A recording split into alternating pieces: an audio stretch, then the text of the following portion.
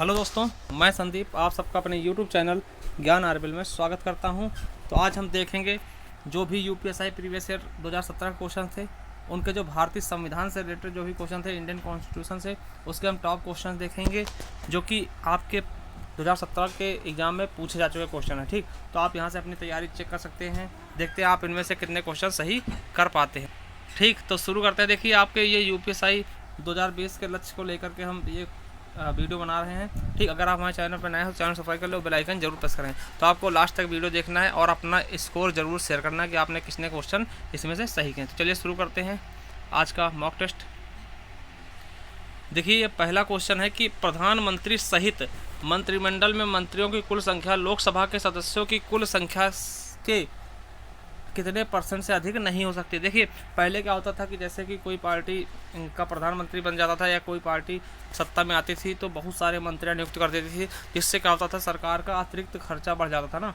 बहुत सारे मंत्री बना दिया, किसी को कौन सा मंत्री, किसी को कौन सा मंत्री। तो इसे देखते हुए एक बिल आएगा जिसमें क्या कर दिया गया कि 15% से ज़्यादा सदस्य को मंत्री नहीं बनाया जा सकता। ठीक, मान लिया कि कहीं पर भी 100 सीटें हैं, 100 मंत्री है, तो इनमें से केवल 15 लोगों को ही मंत्री बनाया जा सकता है, वो भी प्रधानमंत्री को लेकर के केवल 15 लोगों को। ठीक, तो 15% इसे निर्धारित कर दिया गया, जिससे कि क्या हो कि ज़्यादा मंत्री न बने। ठीक है, इससे क्या होता था, बहुत ज़्यादा मंत्री बना दिए जाते थे उनको खुश करने के लिए, या फिर दूसरी पार्टी से जो लोग आते थे इस पार्टी में उनको भी मंत्री, कोई ना कोई मंत्री बना दिया जाता था ना। इन पर अंकुश लगाने के लिए ये लाएगा, जिसमें क्या कर देगा, इसको सीमित कर देगा कितने %? 15%। तो देखिए, ये आपके 2017 का क्वेश्चन है, किसी भी सेट का दूसरा क्वेश्चन था ये। ठीक है, चलिए अगला क्वेश्चन देखते हैं।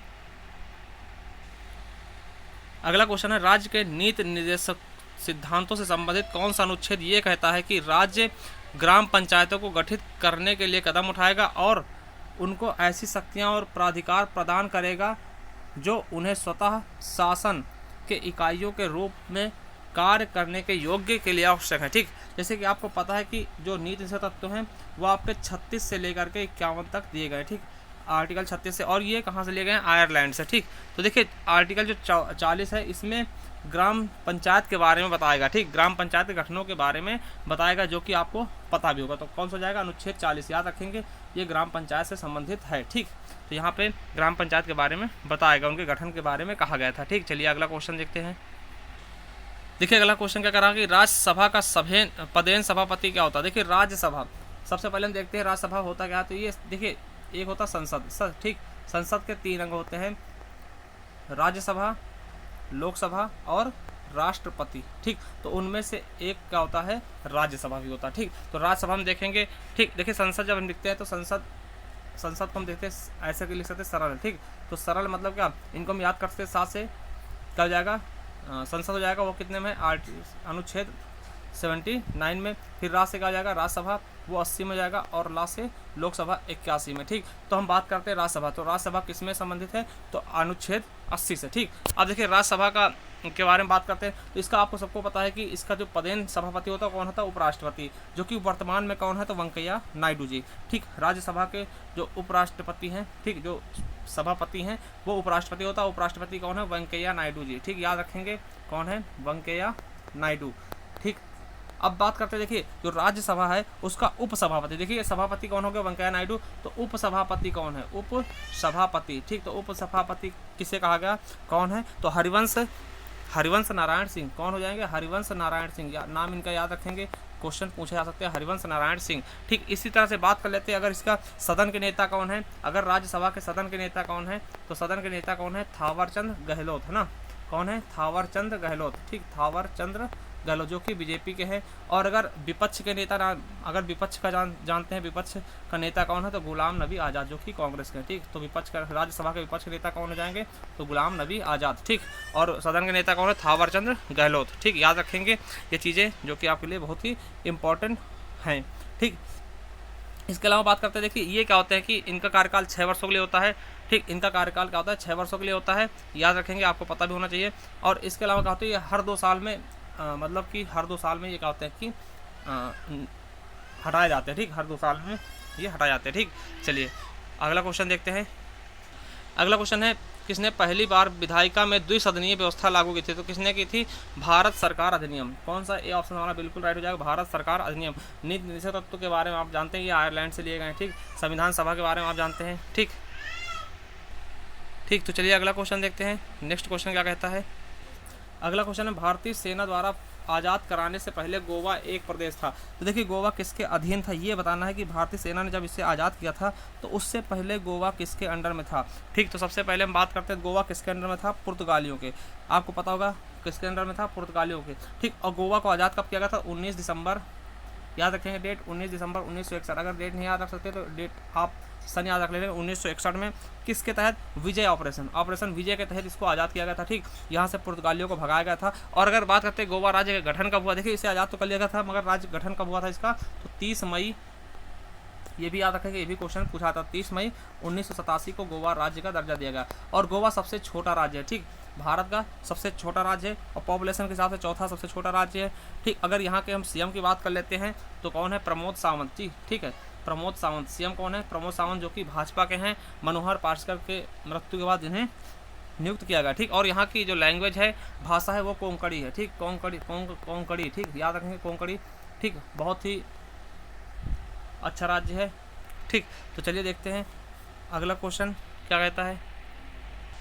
देखिए ये क्वेश्चन थोड़ा सा टफ क्वेश्चन है, चलिए देखते हैं इसके बारे में। देखिए ये आम चुनावों से मतदाता प्रक्रिया के संबंध में है, निम्नलिखित में से कौन सा वक्तव्य सही है? एक वक्तव्य कहता है कि जो चुनाव आयोग होते हैं अधिकारी यह सुनिश्चित करते हैं कि प्रत्येक मतदाता को 2 किलोमीटर के अंदर ही मतदाता केंद्र में, जैसे कि आपके यहाँ वोटिंग होती तो आपका घर की दूरी जो है, गाँव की दूरी जो है जहाँ पर वोट डालने आते हैं वो 2 किलोमीटर के अंदर ही होनी चाहिए, जिससे क्या हो कि मतदाता को सरलता महसूस हो, आराम से जा सके। अगर 2 किलोमीटर से ज़्यादा दूर होगा तो लोग जाने से कतराएंगे। ठीक, तो ये चीज़ें भी सुनिश्चित करना होता है। ये पहला ऑप्शन कह रहा। दूसरा ऑप्शन क्या कह रहा कि चुनाव आयोग के अधिकारी जो है यह सुनिश्चित करें कि किसी भी मतदाता केंद्र को 1500 से अधिक मतदाताओं का भार न उठाना पड़े। अब देखिए दूसरा क्या होता है, शर्त क्या होती है कि किसी भी मतदाता केंद्र पर ज़्यादा कितने 1500 ही मतदान हो। ठीक है, अगर ज़्यादा हो जाएंगे, ज़्यादा भीड़ भड़का होगी ना, ज़्यादा दिक्कत होगी ना, तो इसलिए हम इनमें देखते हैं कौन सा ऑप्शन सही है। तो हमारे हिसाब से इसमें क्या हो जाएगा? दोनों ऑप्शन सही है ना, कि मतदाता को ये देखना चाहिए कि कम से कम उसकी दूरी कितनी हो?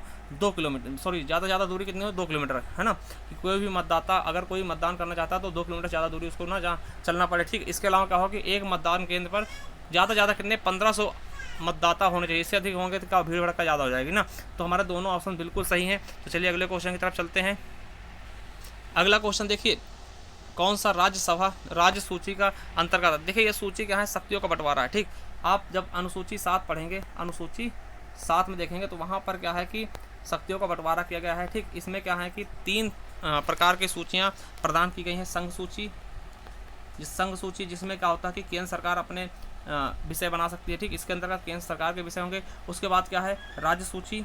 ठीक, राज्य सूची, इस पर राज्य सरकार अपने बनाएगी, जो भी नियम होंगे, कानून होंगे। इसके अलावा एक था समवर्ती सूची। ठीक, समवर्ती सूची में क्या होता है कि दोनों लोग बना सकते हैं। ठीक, जैसे कि कोई चीज़ है तो उसमें दोनों लोग अपने नियम बना सकते हैं, मगर कभी विवाद होगा, टकराव होगा तो उसमें केंद्र सरकार की ही नियम को मान्यता दी जाएगी। ठीक, इसके अलावा ठीक, तो याद रखेंगे संघ सूची, राज्य सूची और समवर्ती सूची, ये 3 होते हैं। ठीक, तीनों अलग अलग होते हैं। संघ सूची में केंद्र सरकार का पावर होता है, राज्य में राज्य सरकार का, और समवर्ती सूची में दोनों का। ठीक, इसके अलावा देखिए हम बात कर लेते हैं ये किस आर्टिकल में है। तो आर्टिकल 246 में आप जाएंगे, जब अनुच्छेद 246 आप देखेंगे तो वहाँ पे आपको ये तीनों चीज़ें मिल जाएंगी। ठीक, 246, इसमें सबके अलग अलग कार्य दिए गए हैं, सबके अलग अलग विषय हैं।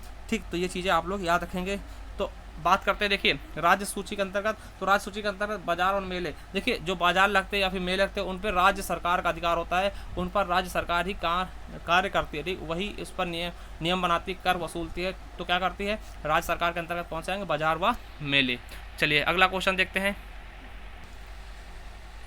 अगला क्वेश्चन है 9 दिसंबर 1946 को नई दिल्ली में संविधान सभा की प्रथम बैठक हुई थी ना, जिसमें संविधान सभागृह में हुई थी। जो प्रथम बैठक हुई थी कहाँ हुई थी? सबसे पहले याद रखेंगे संविधान सभागृह। तो उसे अब क्या कहते हैं? उसे अब क्या कहा जाता? तो उसे अब संसद भवन का केंद्रीय कक्ष के नाम से जाना था। ठीक, और देखिए जो पहली बैठक हुई थी 9 दिसंबर 1946 को, उसके अध्यक्ष बनाए गए थे, जिन्हें हम क्या बोलते हैं? अस्थायी अध्यक्ष। क्या बोलते हैं? अस्थायी अध्यक्ष। तो क्वेश्चन पूछ लेता संविधान सभा के अस्थायी अध्यक्ष कौन थे? तो सच्चिदानंद सिन्हा जी। कौन थे? सच्चिदानंद सिन्हा जी। ठीक, याद रखेंगे सच्चिदानंद Sinha ji. Very important question है, अस्थायी अध्यक्ष, है ना। उसके बाद जो इसके बाद जब बैठक हुई तो वहाँ पे एक रूप से मतलब स्थायी अध्यक्ष चुना गया, तो किसको, डॉक्टर राजेंद्र प्रसाद को स्थायी अध्यक्ष चुन लिया गया था, ठीक। तो डॉक्टर राजेंद्र प्रसाद, तो याद रखेंगे दोनों स्थायी अध्यक्ष पूछता है तो डॉक्टर राजेंद्र प्रसाद, अस्थायी अध्यक्ष पूछता है तो सच्चिदानंद सिन्हा जी। चलिए अगला क्वेश्चन देखते हैं।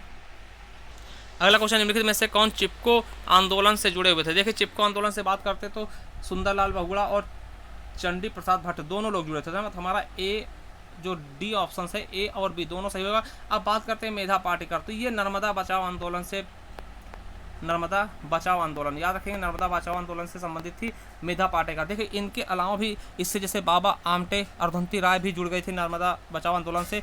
इसके अलावा अगर हम भूदान आंदोलन की बात करते हैं तो विनोबा भावे का नाम आता है। विनोबा भावे किससे, भूदान आंदोलन। ये भूदान आंदोलन क्या था कि भूमि दान करते थे लोग ना, तो सबसे पहले इससे बहुत सारे क्वेश्चन आए। देखिए भूदान आंदोलन में इनका सहयोग किसने दिया था, जयप्रकाश नारायण, ठीक, जयप्रकाश नारायण याद रखेंगे।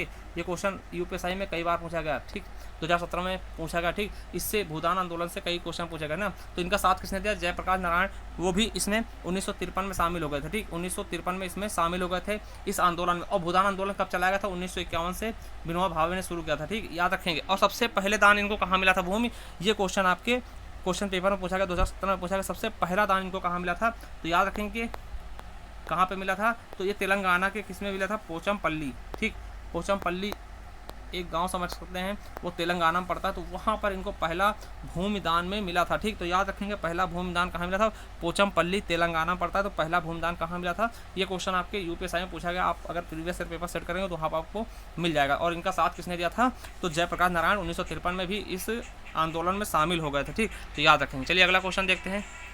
अगला क्वेश्चन देखते हैं। देखिए लोकपाल एक संस्कृत शब्द है जिसका अर्थ क्या होता है, तो लोकपाल का अर्थ क्या होता है, लोगों की देखभाल करने वाला, ठीक। तो हमारा सही ऑप्शन जो है, अब लोकपाल की बात करें, सबसे पहले लोकपाल कहाँ लाया गया, ठीक, तो इसकी बात कर लेते हैं। तो आपको पता होगा कि 1809 ईस्वी में सबसे पहले स्वीडन में लोकपाल लाएगा, ठीक। यहाँ पर किसके द्वारा, तो देखिए यहाँ पर क्या हुआ था कि अन्ना हजारे, आप लोग जानते होंगे, समाज सेवी थे, उन्होंने बहुत बड़ा आंदोलन तैयार किया था जिसके द्वारा जो सरकार थी उस पर दबाव डाला गया, तो उसके द्वारा लोकपाल बिल लाएगा, ठीक। तो 1 जनवरी 2014 को राष्ट्रपति ने इसे मंजूरी दी थी, ठीक, तो याद रखेंगे।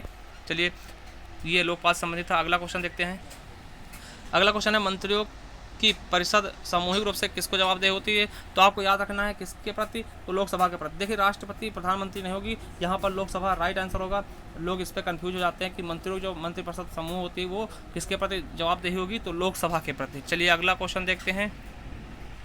देखिए अगला क्वेश्चन है, सरकार महिलाओं और बच्चों के लिए जो आर्थिक और सामाजिक रूप से पिछड़े हैं उन नागरिकों के समूह के लिए विशेष प्रावधान बना सकती है। ये भारत के निम्नलिखित में से किस मौलिक अधिकार का उल्लंघन है या किसके खिलाफ है। तो आपको पता है कि संविधान में क्या कहा है, सब लोग बराबर है। जैसे कि आप आर्टिकल 14 देखेंगे, ठीक, 14 से 18 देखेंगे समानता का अधिकार, तो वहाँ पे कहा गया कि धर्म, लिंग, जाति के आधार पर कोई भेदभाव नहीं होगा। मगर फिर करते क्या है कि कहीं पर गरीबों को आरक्षण दिया जाता है, SC ST को आरक्षण दिया जाता है, या फिर किसी महिलाओं को भी कुछ छूट दिया जाता है, तो ये तो अधिकार के खिलाफ है ना। एक बार कहते हैं कि सबका समानता का अधिकार है, सभी महिला पुरुष सबको बराबर देखा जाएगा, और फिर क्या कहते हैं महिलाओं को छूट देते हैं या फिर गरीबों को छूट देते हैं, तो ये हमारे समानता के अधिकार का उल्लंघन करता है, ठीक, समानता के अधिकार का उल्लंघन करता है ये चीज़ें, ठीक। तो याद रखेंगे किसके अधिकार का उल्लंघन करते हैं, ये किसके अधिकार के खिलाफ है, तो समानता के अधिकार के खिलाफ। चलिए अगला क्वेश्चन देखते हैं। अगला क्वेश्चन है कि भारतीय संविधान के अनुच्छेद 80A के अनुसार राज्यसभा की संरचना में निहित है, तो कौन निहित है। देखिए राष्ट्रपति द्वारा मनोनीत 12 सदस्य, आपको पता होगा, बिल्कुल सही। 80A में कहा गया है राष्ट्रपति द्वारा जो 12 सदस्य मनोनीत होते हैं, है ना, वो होता है। अगला है कि राज्य और केंद्र शासित प्रदेशों से अधिकतम 238 प्रतिनिधि, बिल्कुल सही है। देखिए हमें पता है कि 12 कौन करता है, राष्ट्रपति करता है, और 238 अधिकतम कहाँ से होते हैं, राज्यसभा, राज्य और केंद्र शासित प्रदेशों से। तो टोटल कितने हो गए, 250, तो टोटल 250 सदस्य हो गए। अगर क्वेश्चन आता है कि राज्यसभा में कुल कितने सदस्य हैं, अधिकतम कितने सदस्य होने चाहिए, तो 250, ठीक। और मगर वर्तमान में तो 250 में से देख लेंगे 238 का होते हैं राज्य और केंद्र शासित प्रदेश से, और 12 क्या करता है, राष्ट्रपति मनोनीत करता है, ठीक, 12 राष्ट्रपति मनोनीत करता है। जैसे कि रंजन गोगोई को अभी किया गया था हाल ही में, ठीक, वो चर्चा का विषय था, ठीक, उस पर बहुत ज़्यादा टिप्पणी हुई थी, वो आप लोग देखेंगे, ठीक। इसके अलावा देखिए अधिकतम जो वर्तमान में देखते हैं, तो वर्तमान में कितने हैं, 245 सदस्य हैं। कितने हैं, 245 सदस्य हैं राज्यसभा में, जिसमें से क्या है कि 233 सदस्य क्या हैं, चुने गए हैं, ठीक, 233 सदस्य राज्य और केंद्र शासित प्रदेश हैं, और 12 सदस्यों को राष्ट्रपति ने मनोनीत किया। तो टोटल कितने जाएंगे, 245। तो देखिए वर्तमान में कितने हैं, 245, और अधिकतम कितने हो सकते हैं, तो 250, ठीक, याद रखेंगे कितने, 250 अधिकतम, और वर्तमान में 245, जिसमें से 12 सदस्य क्या होंगे कि राष्ट्रपति द्वारा मनोनीत किए जाते हैं। देखिए क्वेश्चन बनता है कि संसद में कुल कितने सदस्य मनोनीत किए जाते हैं राष्ट्रपति द्वारा, तो संसद में कितने सदस्य किए जाते हैं तो ये आपको बताना है। तो कितने हो जाएंगे 12 और प्लस 2, देखिए राज्यसभा में 12 करता है और लोकसभा में 2, तो देखिए संसद में कितने होते हैं, संसद में दोनों चीज़ आते हैं, तो कितने टोटल कितने होते हैं 14। अगर पूछा राज्यसभा में तो 12 बताने आपको, लोकसभा में कितने तो 2 बताना, अगर टोटल पूछे संसद में कितने तो 14 सदस्य। ठीक, तो याद रखेंगे, ये आपके लिए इंपॉर्टेंट हो सकता है। हमारा ए और बी दोनों ऑप्शन सही हो जाएंगे, मतलब सी ऑप्शन इज राइट। चलिए अगला क्वेश्चन देखते हैं। प्रथम राज्यसभा गठन किस वर्ष हुआ था। देखिए अगर क्वेश्चन पूछता प्रथम राज्यसभा गठन या फिर प्रथम लोकसभा गठन, कोई भी क्वेश्चन पूछेगा तो आपको 1952 ही बताना, ठीक, क्योंकि 1952 में ही लोकसभा और राज्यसभा दोनों गठित किए गए थे। चलिए अगला क्वेश्चन देखते हैं। देखिए आज का लास्ट क्वेश्चन है, तो भारतीय संविधान में संशोधन लाने की कितनी पद्धतियां हैं। पहले हम बता दें कि भारतीय संविधान में जो संशोधन लाए जाते हैं वो किस में दिया गया, तो भाग 20 में देखेंगे आप, भाग 20 और आर्टिकल जब देखेंगे अनुच्छेद कितना, क्वेश्चन कभी बार सिंपल पूछ लेता तो अनुच्छेद 368, किसमें 368 में। और ये प्रक्रिया कहाँ से ली गई तो दक्षिण अफ्रीका से। कहाँ से संशोधन प्रक्रिया कहाँ ली गई, दक्षिण अफ्रीका से। ठीक, दक्षिण अफ्रीका के संविधान से ये संशोधन प्रक्रिया ली गई है। ठीक, देखिए ये 3 प्रकार से होता है। कब से, देखिए प्रथम संविधान संशोधन कब होता है, ये भी क्वेश्चन पूछा गया, तो 1951 में ही पहला संविधान संशोधन कर दिया गया था। ठीक, और जब बात करते हैं कितने तरीके से होता है, 3 तरीके से। ठीक, कितने तरीके से, 3 तरीके से। पहला तरीका क्या है वो हम आपको बताते हैं। तो पहला तरीका होता है साधारण विधि द्वारा। ठीक, साधारण विधि द्वारा, जैसे कि किसी राज्य को काटना, ठीक, साधारण विधि द्वारा। उसके अलावा दूसरा क्या हो जाता है, संसद के विशेष बहुमत से।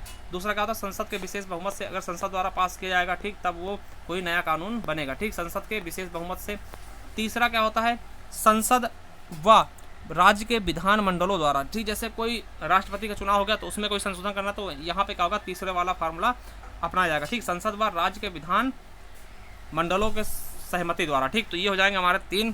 ठीक, अब देखिए एक कुछ हम महत्वपूर्ण देख लेते हैं, जैसे 61वां संशोधन क्या था, कई बार पूछा गया। 61वां संविधान संशोधन 1989 में क्या हुआ था, पहले क्या था कि आपको वोट डालने के लिए 21 वर्ष होना आवश्यक था, उसे घटाकर कितना 18 वर्ष कर दिया गया। ठीक, तो याद रखेंगे 61वें संशोधन द्वारा क्या हुआ कि 21 वर्ष की आयु जो वोट डालने के लिए होती थी उसको 18 साल कर दिया गया। इसके अलावा अभी लेटेस्ट देखते हैं, जैसे 103वां संशोधन जो कि आपके आने वाले एग्जाम के लिए बहुत ही इंपॉर्टेंट होगा। इसमें क्या हुआ, 10% आरक्षण दिया गया। किसको, 10% आर्थिक आरक्षण दिया गया है, जो कि हमारे जनरल सामान्य वर्ग के लोग हैं। इसके अलावा जो 2000 सबसे लेटेस्ट है 104वां संशोधन। ठीक, 104वां संविधान संशोधन। ठीक, अगर तो इसमें देखते हैं ये 126वां संविधान संशोधन था। ठीक, इसे देखिए 104वां बना गया। देखिए ये क्या होता है, ये लाए जाते हैं तो कुछ रिजेक्ट कर जाते हैं, इसलिए क्या होता है अगर संविधान संशोधन पूछते हैं तो 126वां होगा। ठीक, अब उसके बाद ठीक देखिए इसे क्या जब कंफर्म मिल जाता तो 114, ये कौन सा 104वां है। ठीक, तो ये क्या है, देखिए इसमें क्या है कि जो लोकसभा है, विधानसभा है, वहाँ पर जो SC ST आरक्षण था उसे 10 साल के लिए बढ़ा देगा। ठीक, जो SC ST आरक्षण था लोकसभा व विधानसभाओं में, तो SC ST आरक्षण को 10 साल के लिए बढ़ा देगा। ठीक, तो इसे कहते हैं 104वां संशोधन। तो इसे याद रखेंगे, 104वां जो संविधान संशोधन है ये आपका कौन सा है, तो याद रखेंगे SC ST आरक्षण को 10 वर्षों के लिए पढ़ाए जाने के लिए ये लाया गया। ठीक, तो चलिए ये थे आपके टॉप जो 15 क्वेश्चन। इसमें से आपको बताना है आपने कितने क्वेश्चन अटेम्प्ट किए हैं, कितने क्वेश्चन आपके सही हैं। ठीक, अगर कोई आपको कुछ पूछना था हमें कमेंट बॉक्स में कमेंट करके पूछ सकते हैं। ठीक, तो चलिए आज के लिए इतना ही काफ़ी है। Thank you. अगर आप हमारे चैनल पर नए हैं तो चैनल सब्सक्राइब कर ले और बेल आइकन ज़रूर प्रेस करें। थैंक यू, धन्यवाद।